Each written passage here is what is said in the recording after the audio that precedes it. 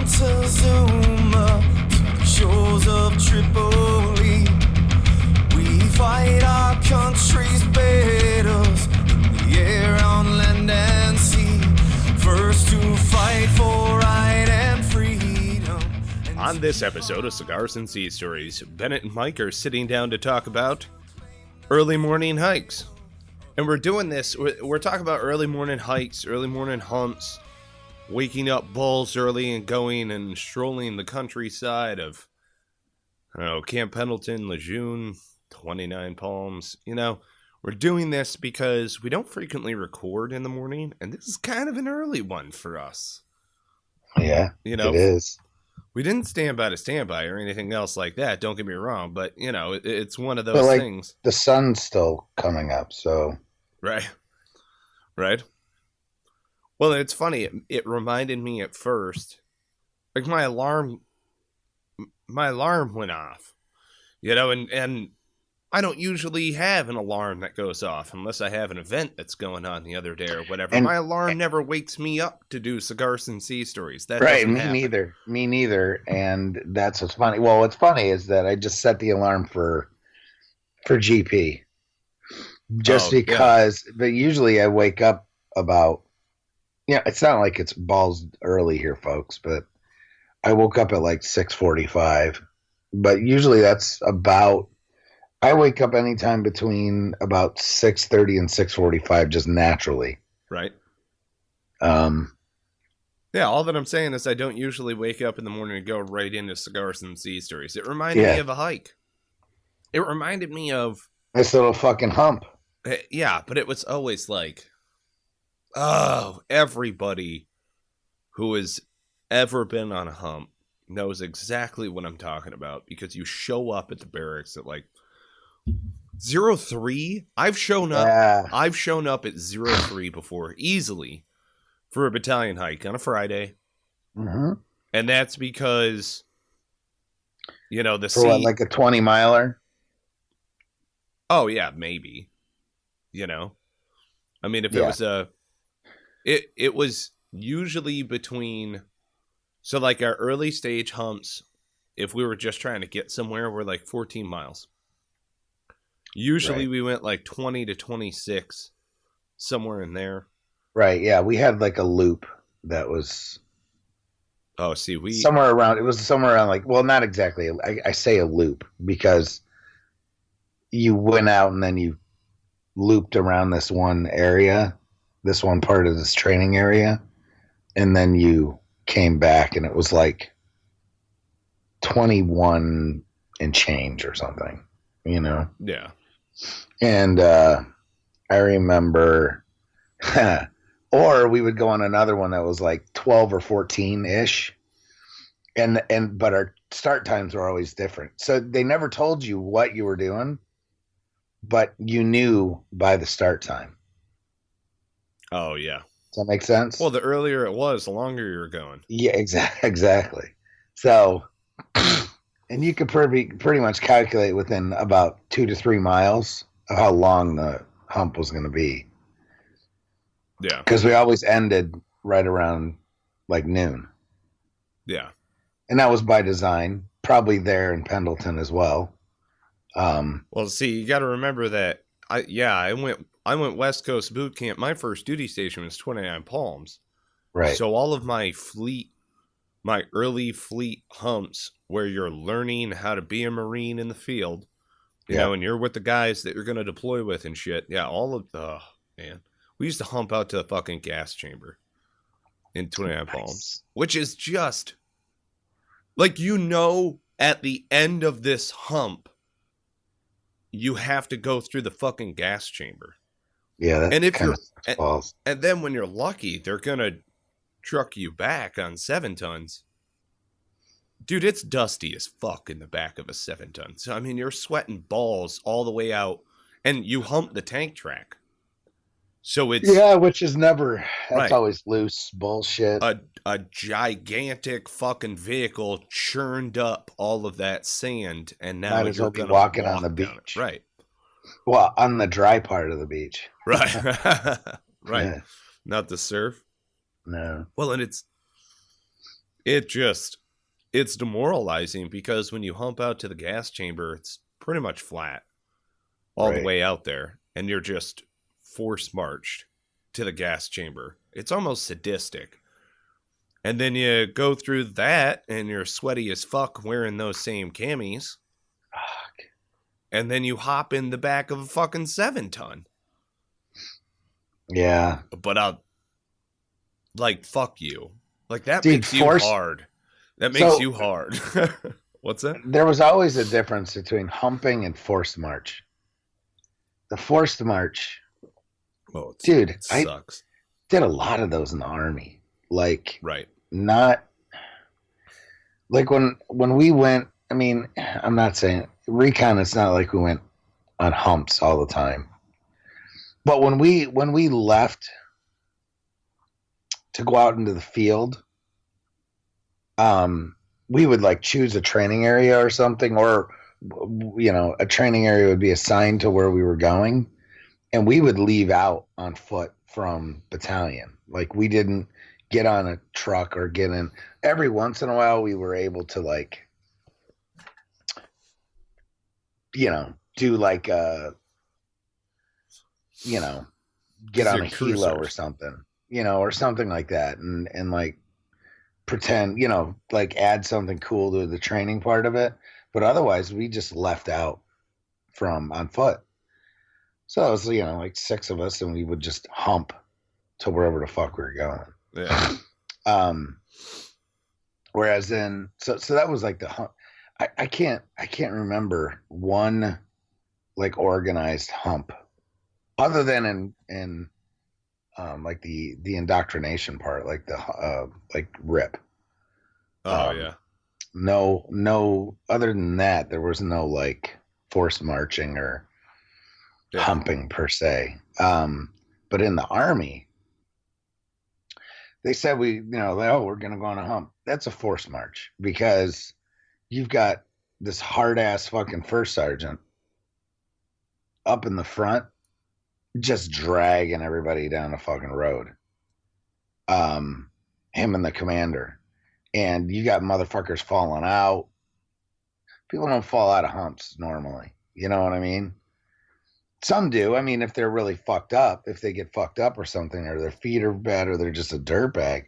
But you had like actual like decent soldiers that would like be hurting like a motherfucker. And it just always blew my mind a little bit. It's like, dude, slow down like half a step and we'd be kicking ass and taking names. Yeah, because it's not a movement. It's not a displacement. It's when you go out and you do a battalion hike or something like that, it is to break you off, because it's a gut check for the overall battalion to test its readiness. Right. And cruisers, cruisers hump their shit. What's that? So I guess that is more of a forced march fucking thing. But. Well, I mean, like McCree standards would be a forced march, but it's I mean, the way that it breaks down in a TNR manual, because that was my thing. During my second enlistment, I needed to understand why the fuck we did all of the stupid shit I did during the first enlistment. Okay? Right. Needed to understand this shit. Right.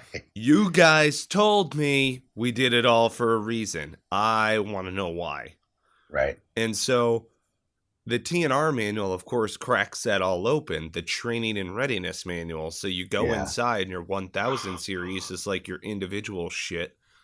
And then you go all the way up to the battalion stuff. Well, battalion readiness, you need to be able to foot mobile in an infantry battalion, displace the entire thing, and then travel around. That's the whole idea behind CAX. Anybody who did CAX and didn't do a hike in CAX, you got fucking lucky.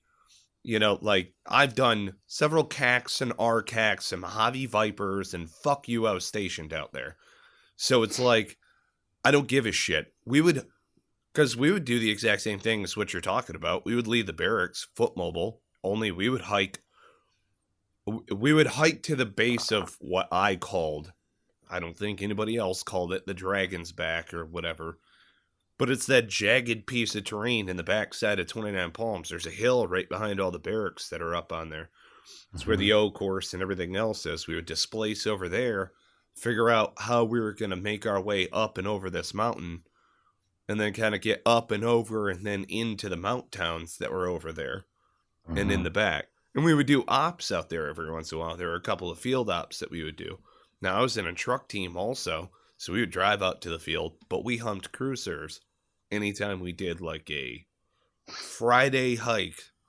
You know, so we'd show up at the armory at 03. No, 03 at the barracks. 0330, 04 maybe, you would be over at the armory, drawing all your cruisers and your personal weapons at 05. And then at 06, you're supposed to be up at the UMA. And 07, all of your gear pre-staged, ready to rock. Because like 08, you're going to step off. You know, we had those hikes. That sucked. That was like, you know, you needed to be able to have enough time, just as a PFC or a Lance Corporal. This is the boot perspective, right? As a PFC or a Lance Corporal, you needed enough time to get all of that shit, make sure somebody had an eye on your gear, right? And then you and your battle buddy, usually it was like you and your fire team would run to the 7-day store as fast as possible, grab a breakfast burrito, and, you know, so probably not an energy drink if you were smart enough.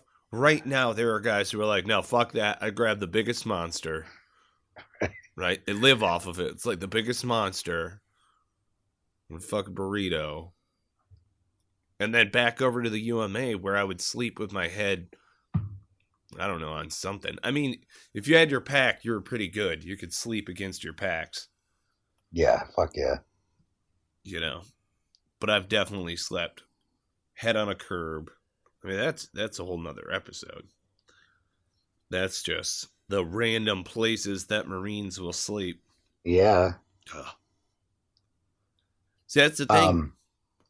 Yeah, go ahead. Well, a lot of folks don't understand what being in 29 Palms as a boot is like. You know what I mean? Like, especially when it comes time to going on a hike, or if you're going to do anything, I don't know, just op-wise out in the field. Like, dude, I was a kid from Michigan training out in the middle of the desert. Like, what the fuck am I doing out here? This is crazy. Right. But then learning, like, wait a minute, you want me to backpack around out in the desert? Is that what's happening here? Let's put this into civilian terms real quick. You want me to backpack and go camping out in the desert is what you're trying to say. Right? I mean, we're going to be fighting a war and shit like that. Don't get me wrong. Right. But, like, we're going to go backpacking and just kind of camp out in the desert?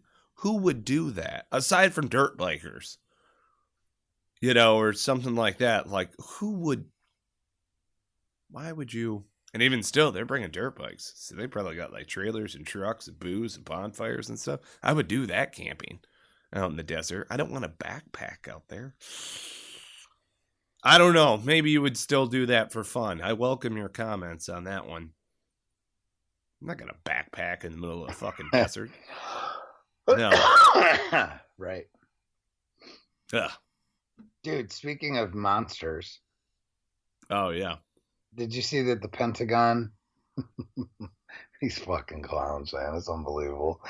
Shit. The Pentagon's official science blog. I didn't know the Pentagon had a official science blog until the other day, but it does. It sent out a post that details the health risk involved in drinking Rippets. And just they singled out Rippets specifically. Oh yeah, well it's because it was for the Army. It was like the Army, and because it was a study done by Walter Reed. Yeah. And the title is Energy Drink Consumption and its Association with Sleep Problems Among U.S. Members on a Combat Deployment. Well, you fucking clowns. Isn't that why you basically handed them out like candy? Is so motherfuckers couldn't sleep Right. or didn't have to sleep because they could stay up for fucking 72 Dude, hours? we were snorting no-dos Right, dude. I mean, to stay awake on post. the research found that nearly 45% of all of deployed military personnel consumed at least one energy drink daily. I would say that's more like 80%, not 45. God, yeah. Are you fucking insane? Get the fuck out of here. I don't know where these people get these numbers from. A lot of this shit. But anyway. I don't know, but if I saw a Pentagon survey getting handed down the line, like I'd give a fuck. Yeah, they'd probably hand that shit out while I was at the armory trying to clean my weapon. Well, I would do it left-handed with grease. It could be like maybe, like that's something that they would do it like when, speaking from my deployment experience, it's something that they would get in fucking like one of the main base camps. We wouldn't have got it. No. On a, you know what I mean? So yeah, I know exactly what you mean. Maybe the chaplain only drinks, one a week. You know what I'm saying? Right. Or like the chaplain's assistant or fucking whoever. Pick a pogue. Oh my God, man. The little fuckers. I'm just saying. Right. I'm just saying pick a pogue and maybe only half of those people drank one because they didn't really have to necessarily. Right. Like they could get by with coffee or whatever. But you can't brew up coffee out on a fucking mission. It just doesn't work. But you can hang a fucking Rip-It in your butt pack. Well, and that's whatever. You know what I mean? The little fuckers that come in 6-packs, we used to crush those fucking things in the truck. They'd be rattling around. So then it says while nearly 14% reported drinking 3 or more per day. Again, see, that's gonna kill I'd say that's more like 40%. See that? The 45% is probably motherfuckers drinking more than 3 a day. I've been guilty of pounding a energy drink and then going and doing a CFT, which was not a recorded CFT, right? Combat fitness test. This is something that's new in the Marine Corps, Bennett. I guarantee you guys didn't do this. No, I did not, but I know what they are. Right. Of course. I read my copy of the Marine Corps Times or and all that I'm trying to say is that this thing, who the fuck cares what my opinion is? It doesn't matter. It's there. It's in. They're going to implement it. The whole idea is to get a full body fitness measure because supposedly it would help out guys like myself, which per Marine Corps standards, I was always considered a fat body the whole time I was in. But I definitely chug a monster on the way in to work. And I had, for a unit of measure, I probably had about half a canteen of water. So I was good in that regard by putting some water on top of it. But then I went out and ran a CFT. It did the sprint, the down and back thing, whatever, the short run, and then did the whole CFT, and my heart rate was jacked. I mean, it definitely wasn't where it was supposed to be while I was, working out. I went over to Doc, kind of hands on the knees. And that's something that I don't know if you're like Doc, me. I do not put my out of my chest, man. But I do not put my hands on my fucking knees in front of I was taught a long time ago when I was a kid by a hockey parent who will remain nameless. If you put your hands on your knees like that, you might as well ask me to fuck you in the ass. Jesus Christ. And this guy was, and now keep in mind, I was, a freshman in high school or whatever, and 6'6" on hockey skates.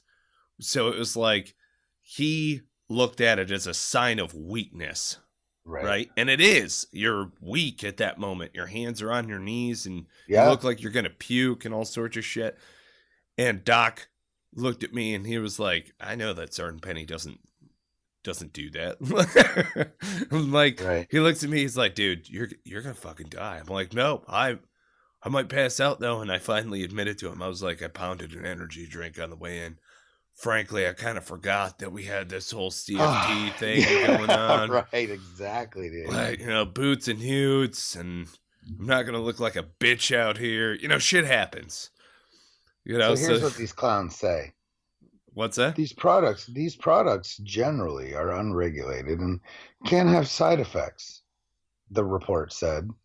Those who drank 3 or more drinks a day also were more likely to report sleep disruption related to stress and illness, and were more likely to fall asleep during briefings or on guard duty. The military has long had an interest in keeping troops on the battlefield awake, and from instant coffee to caffeine-infused chewing gum and military rations, access to stimulants has been a feature of being deployed overseas. No shit. A feature? Soldiers, a feature. It's been imperative. Right. Soldiers serving in recent war zones across the globe have grown particularly keen on energy drinks, with many forward operating bases in Iraq and Afghanistan maintaining large stocks of the beverages.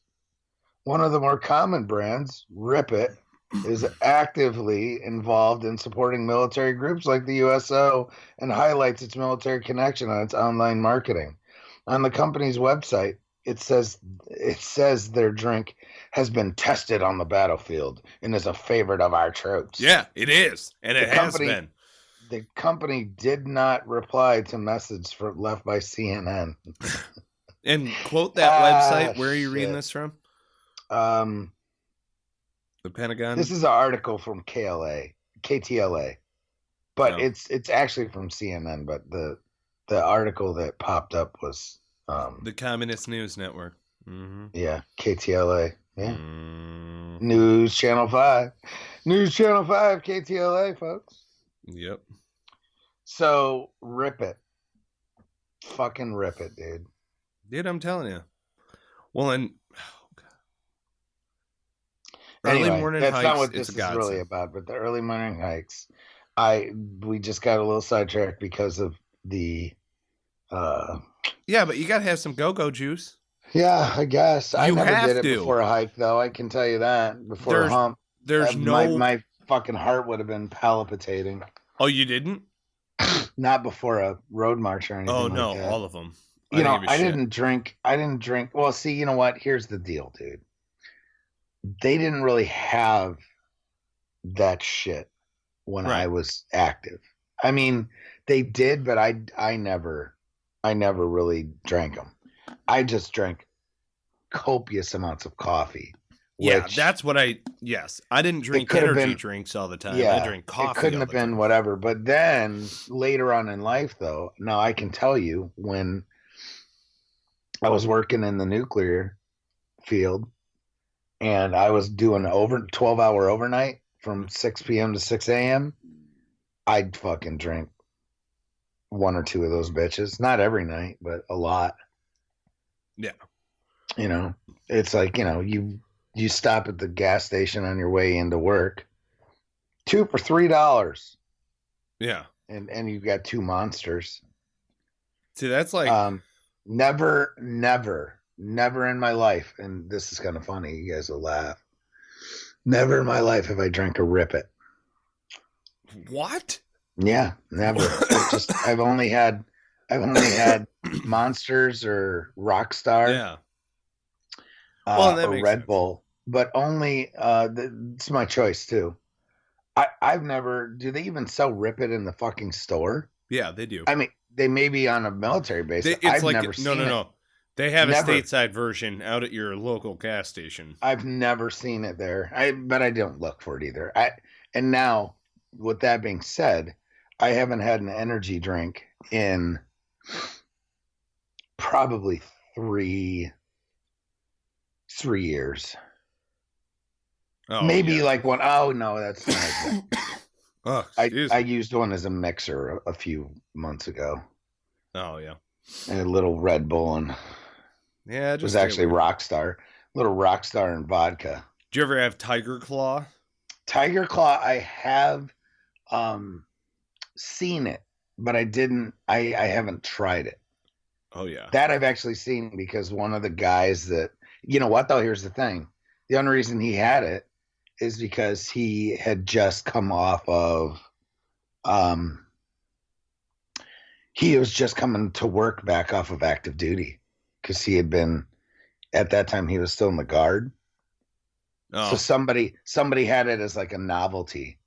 They had like brought a 6-pack of fucking Tiger Claw to the barracks or whatever. Oh yeah. And then he brought a can in to work. Had that, and there was this other German, can't remember the name of it. I probably have pictures of it. Because we bought it in Afghanistan, and it definitely turned your piss green. Dude, that's so awesome. I mean, it was like, now, I'm radioactive. I did eat the shit out of on road marches and hikes or whatever you want to call them. Are fucking like energy bars, like the protein bar type things. Say it, you know you want to say it. It's the Hua Ura bars. The Hua Ura bars, dude. Hua Ura bars. Fucking Hua bars. I have to say I ate the shit out of those things. God. They had just come out while I was still active duty. They started handing out Hua bars. And we're all like, are you fucking kidding me? Hua Ura bars. Hua, because we had already been eating power bars, you know? Right. Because it's like the perfect fucking food for a hike. Fuck yeah, man. For the butt pack. Whatever. You know, you could slip one of those in behind a magazine in your fucking, you know, rig. Yeah, and chow is continuous, you know what I mean? When you're in the field. So, and when you're rocking one of those, you don't have to, you know, I hated sitting down. You know how like you'd stop and motherfuckers would just do the flop? Oh, God, yeah. Oh, fuck you, dude. No way. So I don't know. I would just, whenever we would stop, I would just pull one of those out and fucking stay standing. First starting to come by and yell at me, sit down, or whatever, you know? Yeah. I'm like, fuck no. See, I would always opt to dump my pack. Like, I would dump the pack, but I wouldn't sit down. Oh, yeah. You know what I'm saying? Stretch it out, maybe. Stuff like that. Yeah, stretch it out, walk around. So I'm not letting my feet, because I'd sit down, my feet would be like... Right. Well, they'd start throbbing. Yeah, man. So... Well, and if I could... every once in a while they'd let us change socks on humps because people's feet started bleeding, especially out in the sand. And so I'm gonna pull the fucking bitch boot shit on you motherfuckers. Well, it's like fuck that. That. Doing those fucking gay ass fucking black boots, man. Well, it's yeah, they would be rocking like Ultimas out in the sand and shit dude, like that. That's totally fine. They're totally fine. You know, like I understand. I totally get it. Your feet are bloody and all of this other shit. You fucked up. Sneakers and shit. Well, yeah, I mean, we don't get to wear sneakers. Fuck, I wish I got to wear sneakers, but yeah, I know, but you know what I'm saying. Dude. Yeah, but it's look, dude. You put on your white pair of socks, then you put on black dress socks over top. You put on your boot, and you're good. You're good. Yes. Correct. No friction. 75 to 80% of the time, you're good. Yeah. Easily. And if you have hot spots and you know that you're going to have hot spots, stop being a dumbass and put duct tape on it. Or something. I used to have the, so you say athletic tape, everyone thinks of the white, right? Whatever. But you know how they have the silky athletic tape? Oh, no. I said duct tape. Put duct tape on your I know, but do you know what I'm talking about? Yeah. The silky athletic tape? Oh, yeah. So it's got the slippery outside, not the, you know, like regular duct tape. Like has some friction to it. So this has actually got like a silk kind of coating on the outside, but it's sticky as duct tape. Yeah. But it doesn't rip your skin off when you peel it off. Yeah. So you put that shit on your hot spots, and that was perfect. After I started doing that, man, I had a blister once. Yeah. But it's because I had an experience where I literally had bleeding feet. Well, then changing your socks in the middle of the hike is not necessarily going to help you. Nope. So you're relieving pressure and then shoving them back into the boot and then cinching the pressure back up. And no, fuck that. Just keep going through that shit until you're done. You know, and meanwhile, I'm sure some corpsman right now is like, that's terrible. And you got to wear like bicycle shorts. Oh, yeah. Compression shorts? Compression shorts. Oh, dude. I have scars from the chafage. Oh, yeah, dude. So horrible. So, because remember, we did a lot of shit on the beach. So as soon as sand gets involved, which you out of 29 pounds, you've got a lot of sand too. So as soon as you get sand involved, dude, shit's over. Fuck. It's done. You're fucked. If you're bleeding, like you're fucking raw as like, you might as well just cut the skin off with a fucking K-bar. I'm thinking about it, man. Fucking fuck, dude. So anyway. Because it gets in the creases in between your thigh.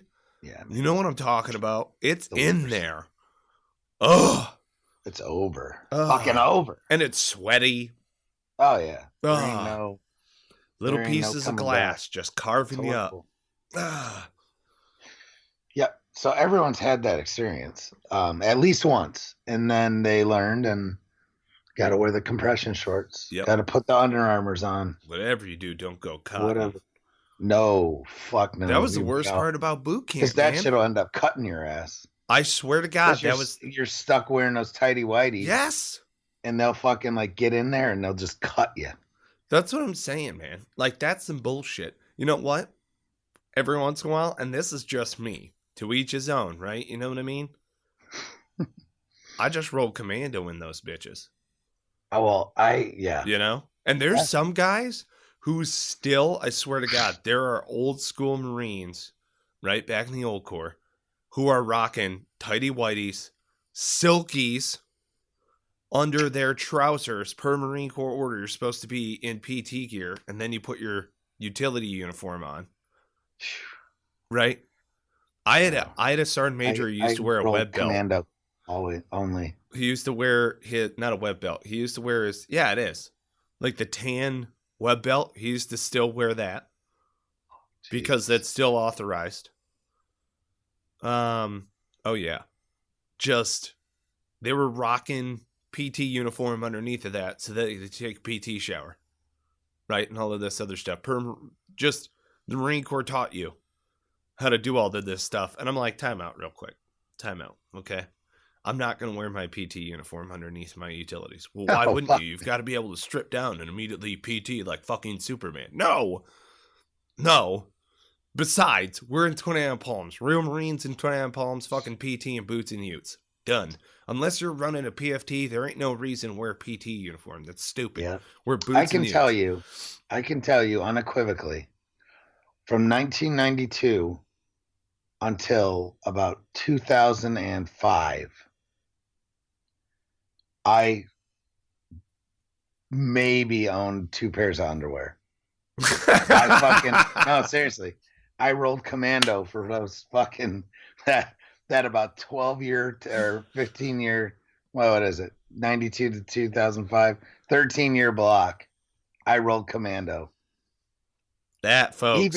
Even in dress uniform. That is why you subscribe, rate, and review Cigars and Sea Stories. Because a little nuggets of wisdom like that. Little knowledge. I rolled commando. Never. And civilian gear, everything. Nothing. Commando. Maybe you guys at home, maybe you're rolling commando. Give us your comments. Alphas. Commando. Alphas. Commando. Sir, this polyester blend is really the only thing separating you from my Schminsky, okay? Exactly. As I report in. Don't get too close. As ordered. You enjoyed standing at parade rest, and I say that because I rolled commando a great deal myself. But see, I was always the guy who ripped the crotch in my camis. You know what I mean? So in your junk will be fucking hanging out. Well, people would be like, what'd you do? Sit in some gum? What is that? What's that? Oh, it's like a turkey gizzard. The only time I ever wore anything is when I knew we were road marching. Oh, really? And I would put on compression shorts. That's it. Just for the hikes. That's it, brother. Just be out there. Be out there staged and ready at 04. Weapons in hand. When we step it off, 0900. Oh, that's going to be fun. 7 days tour. You got anything else for these beautiful people as we wrap it up on another episode of Cigars and Sea Stories? Not about hikes. Not about hikes? We'll roll into the next one. This has been good. This is a good early morning episode. I like it. Thanks so much for listening to another episode of Cigars and Sea Stories. Click subscribe. You can find us right now on iTunes, Stitcher, Player FM. You can find us on YouTube. We aggregate to YouTube as well. So if you're poking around, we're also going to do a couple of our Sea Story videos are up on YouTube as well. That's us. I mean, some of mine that I shared from Afghanistan, just being downrange, being goofy, doing stupid shit. I'm going to put more of those up on there. As promised, you will be seeing more of Boot Mike Penny also, which would be fantastic. Yeah. Just clean shaven, no hair. It's gonna be. I don't know how they aggregate it to YouTube, because there's no rhyme or reason to the way that website or the way that the episodes are ordered. Yeah, on there. So they just are. They just are on there. They just are. We're on YouTube too. Hey. But you can't see us, so it's just audio. Some of these sea stories are going to find their way into written form in different forms and fashions. If you have a couple of favorite sea stories that you'd really like to read, maybe you'd like to, get a snippet of further in-depth as far as those sea stories are concerned, by all means, give us your comments. Again, you can find us on iTunes, Stitcher, Player FM. Subscribe there. Give us a review. 5 stars would be preferred. We'd be happy to get some testimonies from our listening audience. And if you are a Marine or FMF Corpsman and would like to join us on Cigars and Sea Stories, it's super simple. Get in touch with us. It's at contact@cigarsandseastories.com. Again, that's contact@cigarsandseastories.com. Reach out. We'll have you on the show. And it's simple. We just Skype you in. We can do an in-studio. It might be a little difficult. We just Skype you in. So, yep. Good stuff. Gotta love it. Battalion Hikes. Give us your comments. Bennett, let me hear a war cry. That. And on that note, we cue the music.